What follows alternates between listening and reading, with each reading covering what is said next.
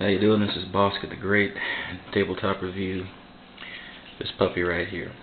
This is the Jimenez Arms JA380, as you can see here, and it's chambered in 380 ACP. Let's first do a safety check.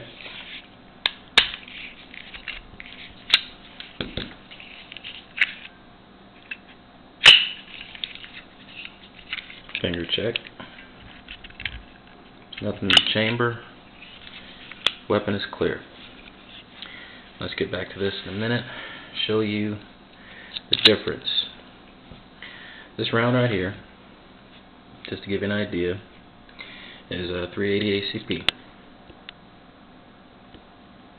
As you can see, let's get a front on. Give you an idea of the diameter, just to give you a comparison.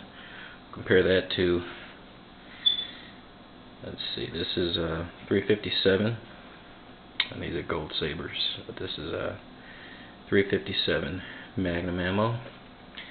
And also, give you a comparison, this is a 40 Smith & Wesson right here, just to give an idea of the round.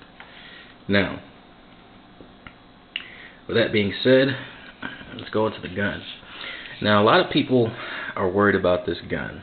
A lot of people, you get a lot of bad reviews about this gun. Everybody says the gun sucks.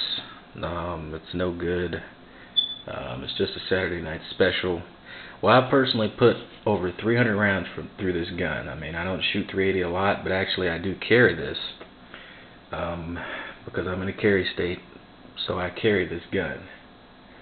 And the reason I carry it is because, just look at the size. Just look at that. That is a very concealable gun. It can be concealed in the boot, your belt strap. You can even put it in your pocket if you got a pocket holster. But it's very, very simple to carry, and it's very, very simple to understand. You have a safety right here. Up means safe, which is indicated on here. You can't read it, but it's indicated right here as safe. Down means you're hot and you're ready to fire. Now, all you do, simple, pretty standard with any semi-automatic firearm, is to, chamber the round. And it does come with an indicator that marks red when the chamber is full, or the gun is cocked back or in the fire position. Bam, point and shoot. Now the sights on this thing are very, lackluster. I mean, they're very lackluster. They're very small sights. But as you can see, look at that. Let's see the sight picture on that. It's very hard. But I mean, you're not going to be picking off or firing this gun at extreme distances. I can't foresee the need to fire this weapon beyond 20 yards or so. And that's just how it is. I mean, it's fairly accurate, for its construction. I mean, it's made in Las Vegas, Nevada, and everybody calls it the Saturday Night Special gun, but I don't believe so, because the amount of rounds that I've put through this thing and the reliability. When I have a round in the chamber and I squeeze the trigger, this thing goes off, and it goes off fairly accurate. I mean, you do have to know how to use it, but that's just one of the things that goes on with it. Now, there's another question that I've seen a lot of things on YouTube on just the general takedown of this weapon. Now, it's really not that hard, actually, compared to some firearms. Let me get this out of the way. You need a tool. Say, for instance, a flathead screwdriver. And I'm going to use my Gerber here just to show you. See if I can get that in there. Alright. And all you do is there's a ring right here where the indicator goes. This ring right here. All you need to do, and this is what I do, is I slightly pull back on the slide, press this ring inside, lift up, it comes right out. There you have your frame with your barrel, recoil spring, and that conveniently fits inside the recoil hole. It's a small barrel. You know, I actually have to clean this thing because it's getting a little dusty, and I fired it for the new year, so it's kind of a little dusty. You know, here goes your slide assembly. Of course, this is your ejector, firing pin, and everything's connected within that ring assembly. See if I can get that firing pin out of there.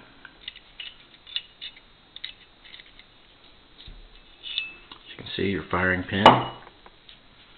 Goes a spring there, and this is that ring. Now you see that ring has a little lip that actually hooks on this bar. Wow, it's really dusty. I gotta clean this thing. Sorry about that. There's a little bar in here that it hooks on. When it goes in, bam, and that secures the back end of the gun right there. So imagine if the slide was attached. That's where it goes. You push in, pull it out. That's how you get it out. I mean, this gun is a great gun. It's great for people who don't, you know, fire, you know, powerful weapons, as you've seen. You know, I fire, you know, like I said, the 357 mag. You know, and these are only 124 grain gold sabers, which they're pretty good. But I usually fire generally, you know, the full 158 grain loads from Federal. You know, and of course the 40 Smith & Wesson. Now this is a this is a 40 Smith & Wesson, and this is a Ranger T.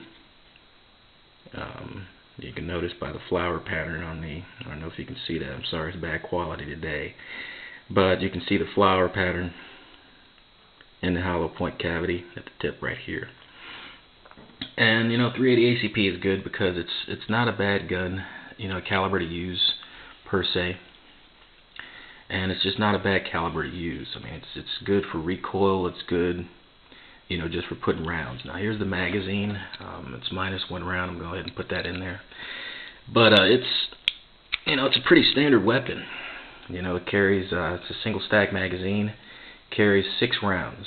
I have carried it +1 in the chamber, but it really kind of wedges that magazine down out through the slide assembly, through the magazine well. So you got a lot of pokage, and there's a lot of rattling that goes on in there when it goes through. So usually I don't keep +1 in there because you can just see, you know, the amount of space and the gap in there. And also the magazine release is right here, which is a European style, but it works, you know, especially for a small gun, because normally if this is a full-size weapon, magazine release would be somewhere around here. And you know, it's pretty easy to say when you grip the gun, it'll be hard to shoot, but the magazine release is actually here. Pull that lever back, magazine comes out.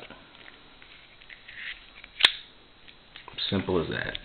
Easy peasy Japanesey. Now for reassembly, it's just as simple. It's just in reverse. Make sure your recoil spring's in there, everything's in there, firing pin and everything is in there. Make sure the ring is placed in the right way, and you slide that back on.